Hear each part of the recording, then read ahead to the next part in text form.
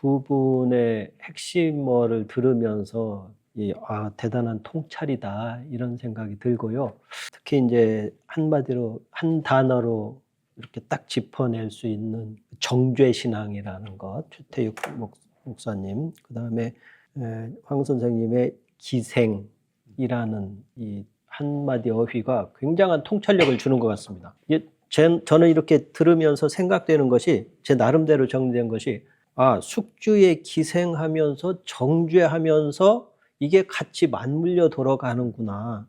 이게 파시즘에 기생하고 제국주의에 기생하고 또는 이제 권력에 기생하면서 그 기생하는 대가로 그 숙주에게 이로움을 주는 어떤 방편이자 실제 내면적으로는 자신들의 이익을 추구하는 그 무기로서 정죄를 계속 해대는구나. 이런 저 나름대로는 정리를 했습니다.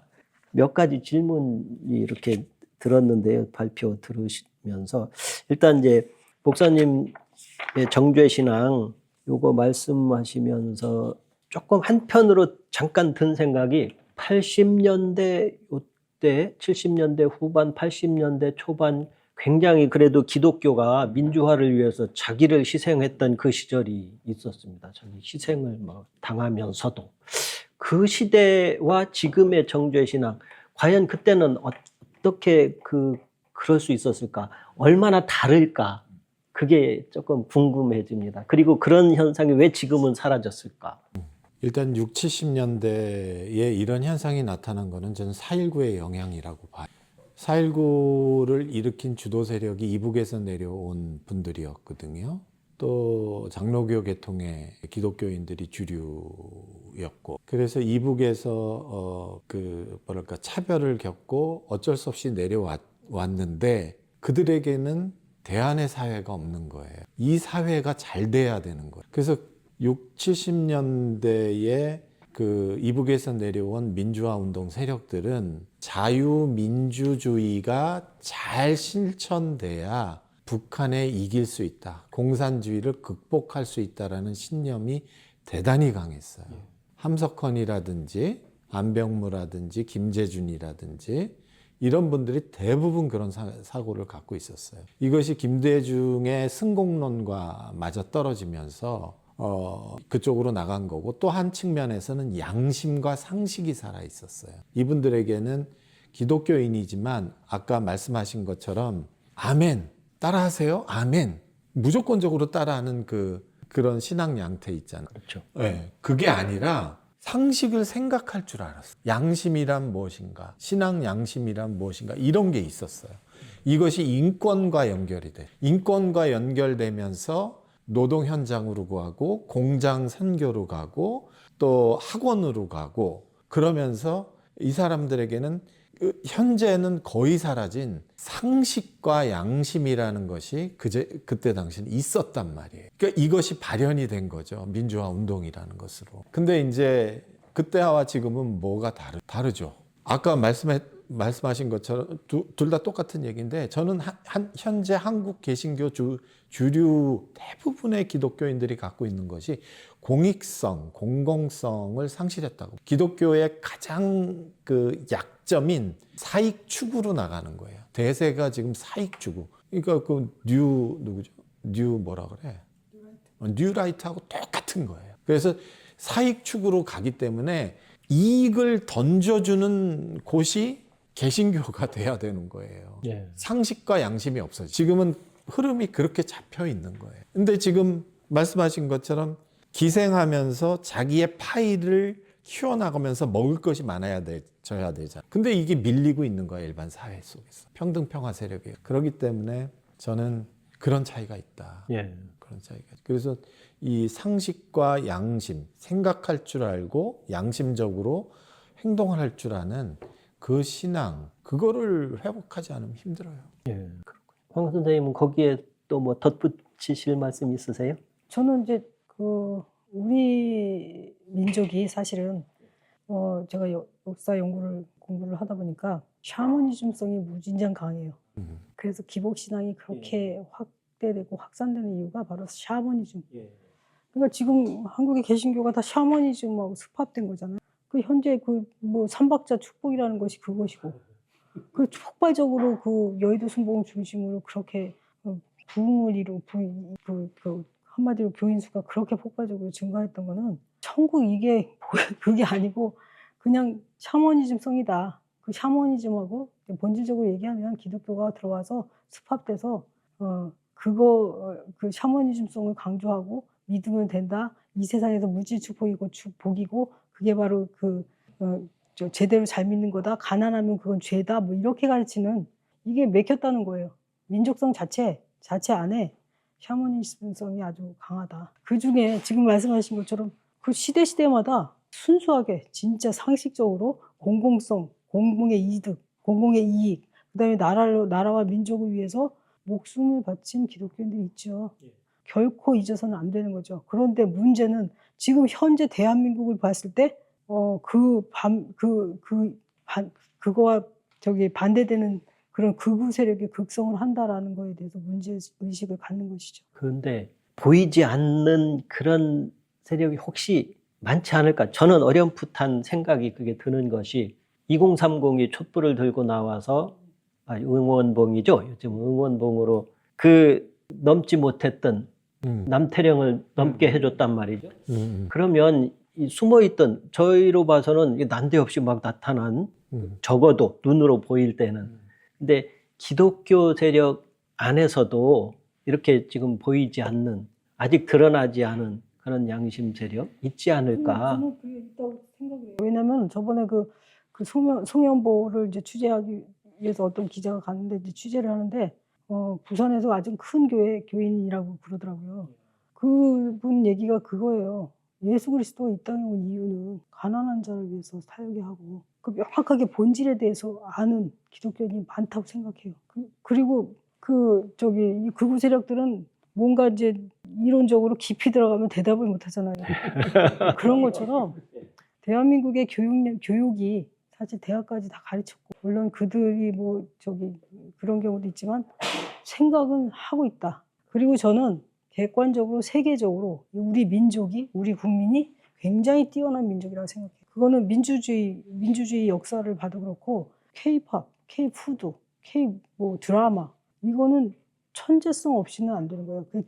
아주 기본적으로 상식적인 선에서 교육을 받아온 사람들이 대다수라는 거예요. 결코 이 극우 세력, 개신교 세력이 이길 수 없다. 예. 이길 수 없어요. 그 이유는 그들은 언론이 하도 띄워주고 뭐 극우 세력이다 막 이렇게 개신교 안에서 그 저항이라는 게 아니라 개신교인이라고 하는 그 밖에 대다수 국민들에 의해서 결코 그들이 가만두지 않을 거라는 생각이 들어요. 그 면에서 이제 지금 주태영 목사님께서 오늘 이 자리도 사실상 그것 때문에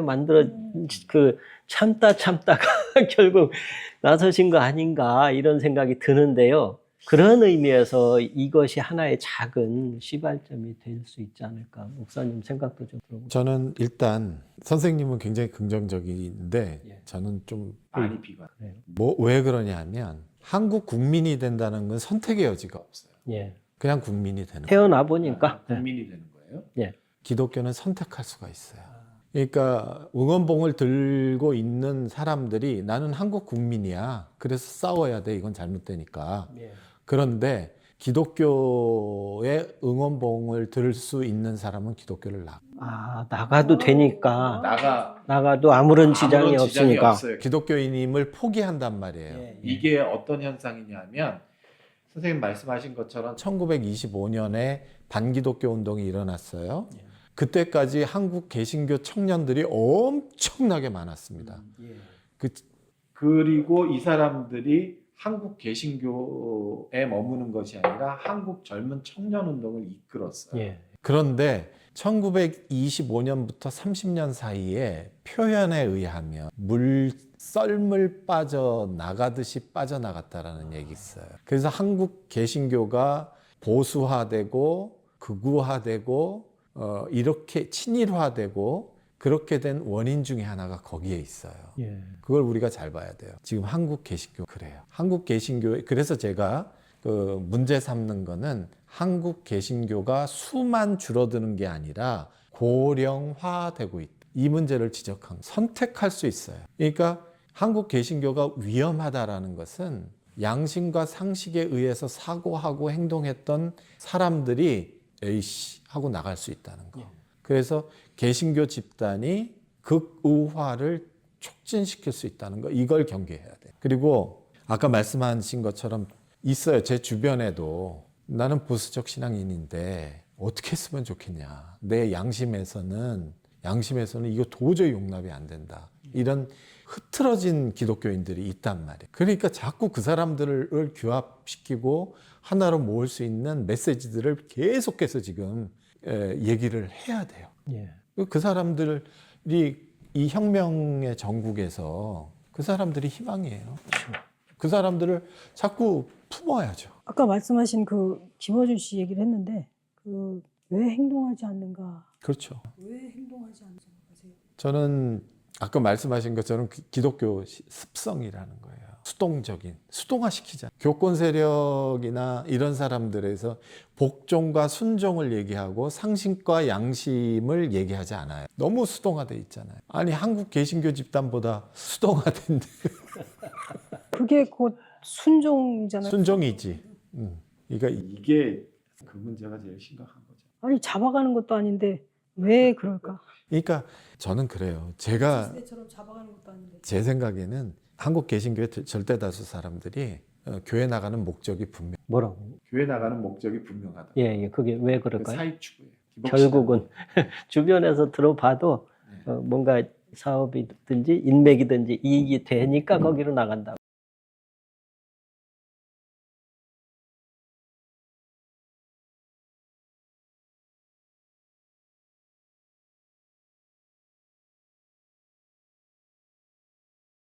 최태욱 선생님은 1903년에 원산대부운동하고 1907년에 평양대부운동이 한국 개신교의 정체성을 마련하게 되는 장이었다라고 하시면서 제가 쭉 말씀을 들어보니까 한국교회 교권 세력과 극우 개신교가 동일한 이데올로기를 가지고 있다. 변별력이 별로 없다라고 말씀을 하시는 것 같아요. 그러면 그 전자 한국교회 교권 세력으로 이제 현재에서 따지자면 소년보 현상이 있을 것 같고 또 극우 개신교를 대표하는 정광훈이라는 인물이 등장하는데 그 교수님 말씀대로라면 소년보하고 정광훈은 일란성 쌍둥이라고 볼 수 있겠다. 사실 변별력이 없다 그렇게 볼 수 있을까요? 예, 그렇죠. 근데 이 사람들이 처한 그 기관, 조직 이게 다를 뿐이죠. 그리고 정광훈은 사실 그 뿌리를 이렇게 올라가면 어디하고 있다느냐 하면 그 김치묵하고 있다고 그거는 김태선 장로하고 있다게 됩니다. 한국 개신교의 열정적인 부흥운동 세력과 있다게 되고 소년보는 고신 아주 그 성서에 대한 아주 그 성서주의자죠. 성서 모호설. 모호설. 그래서 이게 분위기는 달라요. 분위기 다르고 조직적인 건 달라요. 그래서 소년보는 상당히 이념지향적이고 전광훈은 분위기파죠. 폭력. 저는 이 원산 대부흥운동하고 평양 대부흥운동을 좀 날카롭게 봐야 된다고 생각해요. 어떤 분에 의해서 평양 대부흥운동이 마치 민족운동의 산실 역할을 했다는 식의 얘기는 진짜 일방적인 거예요. 너무나 일방적인 거예요. 그 부흥운동의 핵심은 죄의 자복이에요. 정죄라고요. 그게 바로 핵심이라고요. 그게 정죄신앙을 탄생시킨 배경이에요. 그래서 우리가 이 부분에 대해서 공과 과를 정확하게 비판할 줄 알아야 돼요. 올해 140주년 해서 아마 뭐 평양 대부흥 얘기하고 또 원산 대부흥 운동 얘기할 텐데 결국은 그 신앙이 극우 개신교를 탄생시킨 거예요. 그거에 대한 성찰이 없었어요. 아까도 지금 말씀하신 것처럼 왜 우리가 사익 추구를 해도 되느냐 이 진짜 막가파식의 신앙을 이렇게 형성한 거는 또 다른 데 있긴 하지만 그 얘기를 좀 하고 싶은데 그게 뭐냐면 말도 안 되잖아요. 친일 행위 그 신사참배한 게 이게 말이 됩니까?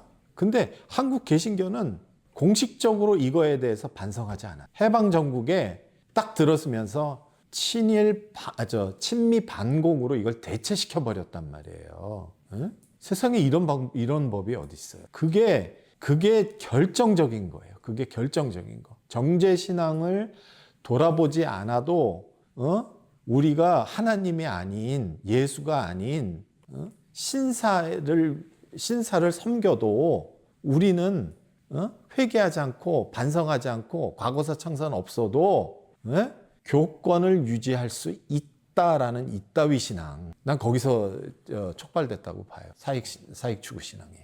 이때 이제 9.1 협력했던 교단은 뭐 교단을 초월하죠. 보편적으로 행해지는데 뭐 예를 들면 이제 감리교 양주삼, 박희도, 신홍, 유형기, 윤치호, 구자욱, 장로교의 김웅순, 김관식, 최필근, 백낙준, 홍택기, 전필순, 성결교의 이명직, 복음교회의 최태용, 그리고 YMC의 유각경하고 그 이기분 부인 박마리아, 연희 전문의 유억겸, 세브란스 의전의 오궁선, 이런 모든 교단, 단체, 학교의 지도자들은 다 친일을 한 거예요. 그래서 나중에 해방되고 나서 교회를 지키기 위해서 했다. 그런데 이제 여기서 아이러니하게 지금 이제 소년보가 고신이잖아요. 이 주기철 목사나 이런 그 추록 성도의 계보를 읽고 있어요. 새로 이제 고려 신학을 이제 만들잖아요. 거기 계보인데 이 소년보가 아주 굉장히 그 고신의 신앙은 뭐냐면 철저하게 안식일을 지키는 거.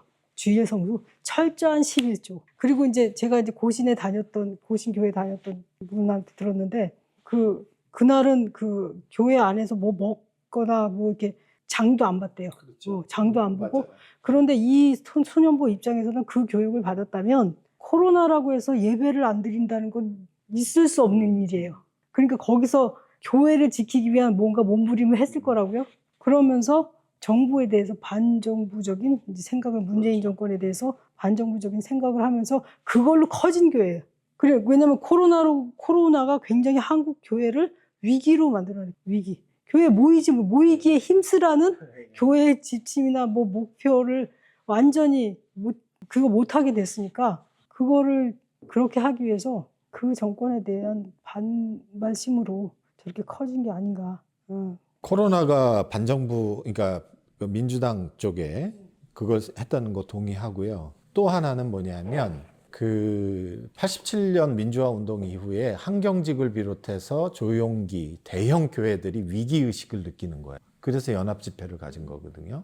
그러니까 이 위기의식이 2000년도에도 나타났는데 그게 뭐냐면 문재인 정부 때 그 북한 누구지? 김정은하고 이게 악수하고 회담하고 이런 모습을 위기죠. 보면서 한국 개신교 교권 세력이 엄청난 충격에 빠졌다는 거예요. 그 충격이 어마어마했대요.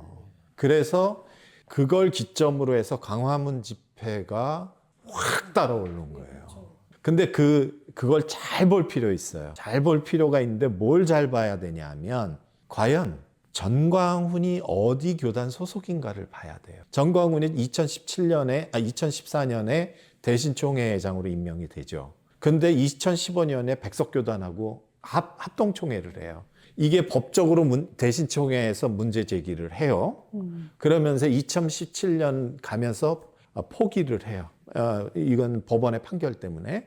그러면서 전광훈이 어디로 들어가냐면 한기총으로 들어가요. 그리고 대신총회는 분리가 됐지만 기존의 대신총회가 있고 또 새로운 대신총회를 전광훈이 만들죠. 이걸 기축으로 해서 한기총 회장이 되는 거예요. 이게 무슨 의미냐 하면 기존의 통합 측이나 합동 측은 먹을 수 있는 파이가 커요. 대신이나 고신의 급진 세력은 먹을 수 있는 파이가 아주 작습니다. 아주 작게 기생하고 있었죠. 그런데 자신들의 욕심이 커지는 반면에 한국 개신교가 먹을 수 있는 파이가 정치적으로 교세적으로 팍 줄어드는 거예요. 그러니까 얘네들이 살기 위해서는 새로운 대안을 찾아야 되는 거예요. 그게 정치 세력화 되는 겁니다. 그래서 이 부분을 우리가 놓치면 안 돼요. 그러니까 이거는 역시 황 선생님의 이론이 통하는 거죠. 뭐냐 하면 철저히 생존하기 위해서 기생하고 숙주처가 불어나니까 그 숙주를 자기가 만들어가는 거죠. 지금 이 지경까지 된 거예요. 근데 기생충의 특징이 자기가 숙주인 줄 알아요. 맞아요. 기생충이라는 영화를 보잖아요. 거기 주인처럼 행세를 하잖아요. 그래서 저는 자기가 기생충인 걸 몰라요. 지금 이 구도를 자꾸 남성연대로 보고 또 뭐를 보고 그러는데, 저는 이 싸움의 구도는 철저하게 극우 개신교 선봉대와 이를 묵인 방조하는 한국 교권 세력 대 평화민주 세력 간의 싸움이다. 저는 그렇게 봅니다. 제가 이렇게 보는 건 제가 해방정국을 연구를 했기 때문에 그래요. 그걸 볼 수가 있고 그 재판이다.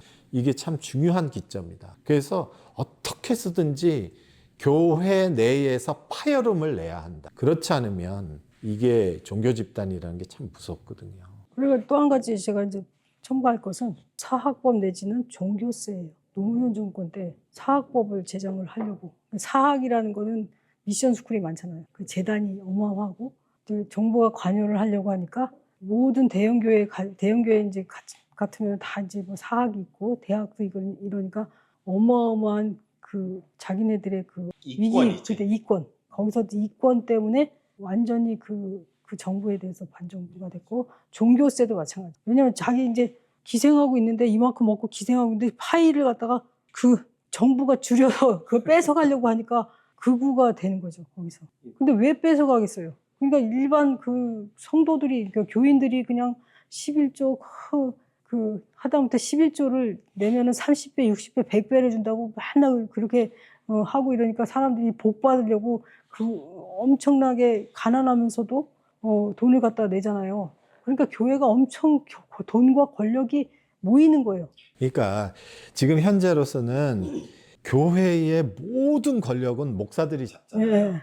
그리고 장로들이 잡고, 근데 그거를 버티고 있는 힘이 뭐예요? 돈이죠. 돈이죠. 돈. 그 돈인데 이거를 나는 종교세를 다 내야 된다고 봐. 이거 때려야 된다고 봐. 그래야 이걸 통로로 사익 추구에 쩌든 교회가 개혁될 수 있어요. 공익 추구로 나갈 수 있어요. 하다못해 정광훈은 또 사업을 벌였잖아요. 예. 사업은 어떤 목사가 이제 사업과 교회의 그 운영과는 아주 밀접하다. 교회를 잘 이끌면 사업 잘할 수 있다. 이렇게 얘기를 하는 걸 들었는데, 그 마찬가지로 그냥 사익 추구로 사업을 하는 거예요. 왜냐면 사람들이 모여있는데 물건 팔고 그들 뭐 카드 만들어서 이렇게 하고 돈을 그렇게 얼마나 쉬워. 돈 벌기가 가장 쉬운 게 교회잖아요, 목사가. 그러니까 그게 전형적인 사익 추구예요. 그렇죠. 아주 그냥 전형이죠. 그게. 근데 외부의 사회운동하시나 시민들은 교회가 왜 그래? 근데 교회가 애초부터 그랬어. 애초부터. 정죄 신앙을 무기로 이렇게 기생하는 이 보수 기독교에 대해서 파열구를 내야 한다고 말씀하셨는데 정말 뭔가 필요한 것 같습니다. 근데 그 파열구의 중심, 뭔가 모토가 딱 있고 그에 따른 실천이 있어야 될 것 같은데, 제가 이렇게 말씀 들으면서 생각난 것이, 예수는 정죄를 하지 않았거든요. 끌려온 이 간음한 여인도 주변 사람들은 다 정죄하려고 혈안이 돼 있었는데, 니네들은 죄 없냐 그랬을 때 아무도 뭐 돌을 던지지 못했는데, 마지막에서는 이제 나도 너를 정죄하지 않는다. 회개는 본인의 몫이고 또 사회적인 이런 그 구조의 변혁, 개혁이 없이는 그 개인의 죄를 뿌리 뽑을 수 없다는 그런 메시지도 들어있는 걸로 봐요. 저는 그렇게 생각이 되는데, 그런 것을 모토로 딱 내세우면서 그 실천적인 면을 생각해야 되지 않을까. 근데 지금은 현 상황에서는 이론이고 논리고 그게 통하지 않기 때문에 그냥 양심과 상식적으로 생각한 저거 안 돼 라고 하는 기독교인들이 이합집산할 수밖에 없어요. 그냥 대구 성명서 내고 우리는 저 사람들과 달라. 저거는 기독교가 아니야. 그렇게 기독교 내부에서 얘기가 나와야 돼요. 너무 안 나오잖아요. 지금. 그렇죠. 이게. 그러니까 기독교인이 아닌 사람이 왜 가만히 있느냐, 그런 얘기가 나오는 거죠, 기독교인들은. 저는 그 기독교인을 분류하고 싶어요. 그러니까 분류를 하는 거에 있어서 자꾸 목소리를 내서 네. 다르다는 저는 것을. 어떻게 분류하고 싶으면 교회를 떠나라. 떠나라. 교회를 떠나라. 왜냐면은 안에서는 볼 수가 없어요. 그 안에서는 자기 것은 그러니까 저 예수 그리스도가 정죄하지 않았다는 건 뭐냐면은 그런데 이들이 정죄를 해요. 자기가 예수인 줄 아는 거야. 근데 그 자기가 숙주인 줄 안다니까요. 그러니까 그런데도 숙주조차도 예수조차도 정죄하지 않았잖아요. 그러니까요. 얼마나 죄예요. 그러니까 결국 그 안에서는 그게 모르는 거야. 저들은 동성애하기 때문에 아주 악한 거야. 동성애는 죄야. 막 이렇게 막 계속 매주 그거를 들어봐요. 그냥 가스라이팅이 되잖아요. 그렇죠. 안 들으려면 어떻게 해야 되냐? 교회를 떠나야 된다. 떠나서 그리스도인으로 살아라. 제도 안 말고 조직 그거 말고 진정한 그리스도인이 되기 위해서는 교회를 떠나라. 그래야 보인다. 그래야 상식적으로 된다. 그래서 싸워라. 저는 조금 의견을 모았으면 좋겠는데 아무리 생각해도 대안이 없어. 두 분 모시고 말씀 나누다 보니까 뭔가 그 정리가 되는 느낌입니다. 그래서 오늘날의 이 말도 안 되는 상황을 한번 이렇게 서로 의견을 나누다 보니까 뭐가 문제인가 이걸 알게 됐고요. 그다음에 어떤 행동, 어떤 것이 필요한가도 이렇게 생각이 되는 것 같습니다. 그래서 오늘 굉장히 의미 있는 자리였고요. 이것을 시작으로 해서 좀 더 알찬 생각과 또 실천, 행동이 나왔으면 좋겠습니다. 사실 이것도 하나의 그냥 실천이죠. 저희가 할 수 있는 일이 아는 바대로 모르는 사람을 가르쳐야 되고 듣게 하고 하는 것이죠. 그래서 저는 참 좋은 시간이었고 저도 혼자서 고민을 많이 했었는데 같이 또 이야기하고 생각하고 그러다 보면 이제 의견이 모아지고 뭔가 대안이나 뭐 그런 것도 나오게 되겠죠. 우리가 이 땅에 사는 그리스도인으로서 어떤 방향으로 어떻게 행동 방향을 설정해 나갈 것에 대해서 이제 이야기가 될 것 같습니다. 앞으로도. 저는 사실 걱정하는 것이 실질적으로 내란을 일으킬 수 있다. 그러니까 무정부 상태로 개신교 극우 세력이 만들어갈 수 있다. 또는 그 촉매제 역할을 할 수 있다. 그게 걱정이에요. 지금 상황보다 더 악화되는 거죠. 그래서 다음에는 좀 여러 사람들하고 이런 생각을 공유하고 전파할 수 있는 방안을 좀 마련했으면 좋겠다. 그리고 좀 저 자신도 이거 참 의미 있는 얘기다. 그런 생각을 또 대화하면서 느꼈습니다. 그래서 그런 모임이 있었으면 좋겠다. 그렇게 생각합니다. 수고하셨습니다. 수고하셨습니다. 수고하셨습니다.